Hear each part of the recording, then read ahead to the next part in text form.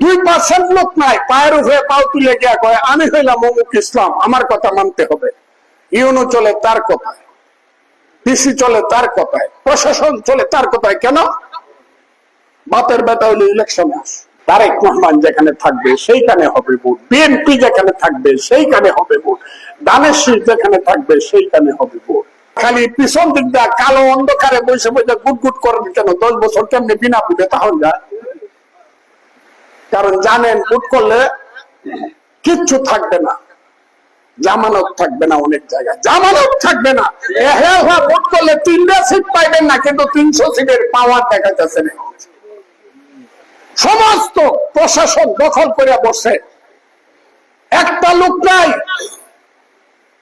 2% লোক নাই পায়ের উপরে পাও তুলে গিয়া কয় আমি হইলাম অমুক ইসলাম, আমার কথা মানতে হবে। ইউনো চলে তার কথায়, পিসি চলে তার কথায়, প্রশাসন চলে তার কথায়। কেন? বাপের বেটা হইলে ইলেকশনে আস, ইলেকশনে আস। ইলেকশনে দেখা যাবে বাংলাদেশের মানুষ কাকে দায়িত্ব দেয়। পার্লামার খাতে যদি ইকোনমিটা নষ্ট কামে পাস করে আমি স্যালুট দিব। খারাপ কলা গাছ কি বট গাছের চেয়ে উঁচা হয়? অনির্বাচিত সরকার কি নির্বাচিত সরকারের চেয়ে বেশি আয়ু পাবে? এই দেশে অনির্বাচিত সরকার দীর্ঘদিন থাকুক। আগে কইছে ডিসেম্বর মাসে ভোট দিব, কইছে না? ইনু সাহেব যে কথাটা কইতে পারে না, উনি বলায় ওই ভদ্র মহিলা রিজওয়ানা হাসানকে দিয়া। উনি কয়েকদিন পরে গলা টান দিয়ে কইল, ইলেকশন স্যার কইছে ডিসেম্বর মাসে দিব, তবে 6 মাস দেরি করে জুন মাসে হইতে পারে।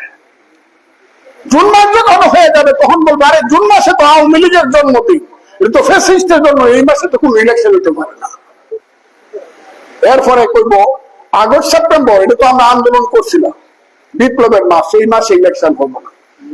আর অক্টোবর হলো বৃষ্টি, নভেম্বর ডিসেম্বর মাসে হোক।